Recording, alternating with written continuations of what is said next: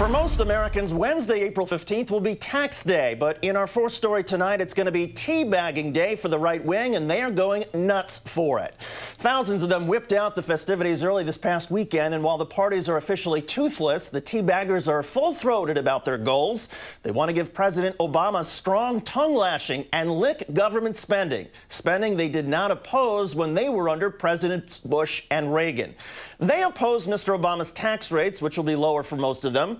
And they oppose the tax increases Mr. Obama is imposing on the rich, whose taxes will skyrocket to a rate about 10% less than it was under Reagan. That's teabagging in a nutshell, taking its inspiration from the Boston Tea Party when colonists tossed British tea into the sea because the tax on it had not been voted on by their own duly elected representatives. That's exactly the opposite, of course, of today's taxes, known in some quarters as taxation with representation. But as New York Times columnist Paul Krugman points out today, this time the teabagging is not a spontaneous uprising. The people who came up with it are a familiar circle of Republicans, including former House Speaker Newt Gingrich and former House Majority Leader Dick Armey, both of whom have firm support from right-wing financiers and lobbyists, as well as Washington prostitute patron Senator David Vitter, who has issued statements in support of teabagging but is publicly tight-lipped. Then there is the media, specifically the Fox News channel, including Glenn Beck and Sean Hannity. Both are looking forward to an up-close and personal taste of teabagging themselves at events this Wednesday. But most amusing of all is Neil Cavuto, a member of the network's executive committee. Neil's online bio says he joined the network in July of 1996, 3 months before the Fox News channel went on the air. Cavuto, defending his network's promotion of teabagging, said, quote, "We are going to be right in the middle of these teabaggers because at Fox, we do not pick and choose these rallies and protests. We were there for the Million Man March." Can we roll that footage, the Fox News coverage of the Million Man March back in October of '95? Of course, the Million Man March occurred, as newshounds.org points out, almost a year before Fox News was on the air. We can only speculate why widespread teabagging made Cavuto think of the Million Man March, unless he got them confused with Dick Armey. And in Cavuto's defense, if you are planning simultaneous teabagging all around the country, you're going to need a Dick Armey. Still with us, to our amazement, is MSNBC political analyst Lawrence O'Donnell, also a contributor at HuffingtonPost.com. And Lawrence, thanks for joining us tonight. Good to be with you, David. Lawrence, no taxation without representation. As I recall, the issue our founding fathers died for was the right to vote for our own representatives, who would then make the decisions about our tax policy. Any chance we can establish some sort of system like that by Wednesday? Well, there you go. Since I'm from Boston, I'm very proud of the Boston Tea Party. But it was, as you point out, it was about where the money was going. The money wasn't going to the Massachusetts colony, and that was the problem. This is an orchestrated attempt by Dick Armey, Newt Gingrich, people who are trying to repair the Republican Party. They know that the Republican Party is in shambles. They know that Eric Cantor is a disaster as a new leadership member. They know that Boehner is doing a terrible job in the leadership. They've been in the leadership in the House of Representatives. They don't have a great deal of faith in this strategy, and that's why it's been delegated somewhat at arm's length. That's why they're pretending that this is a grassroots movement. Fox News is in the same position. What they're trying to do is create gigantic television events for their shows on that day.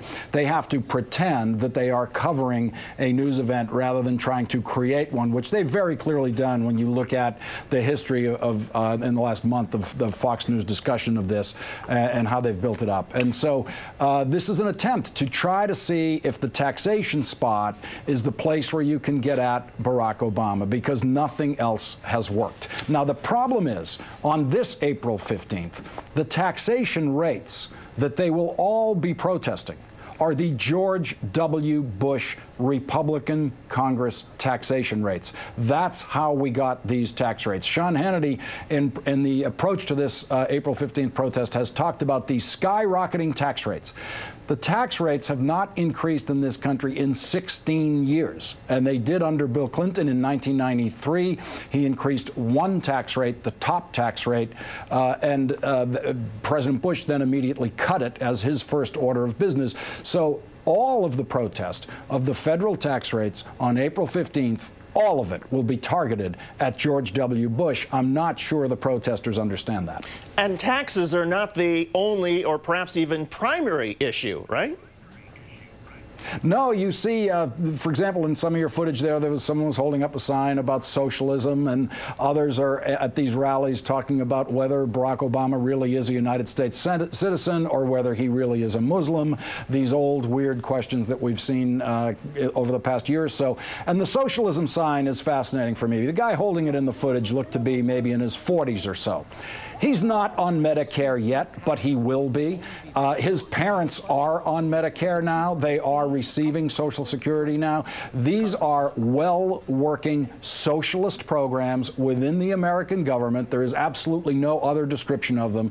And they are socialist programs that are supported by Republicans and Democrats alike. There's not one member of the Republican leadership who has ever said, let's repeal Medicare. Not one of them. And not one of them who refuses to use Medicare within their own family or use it for themselves.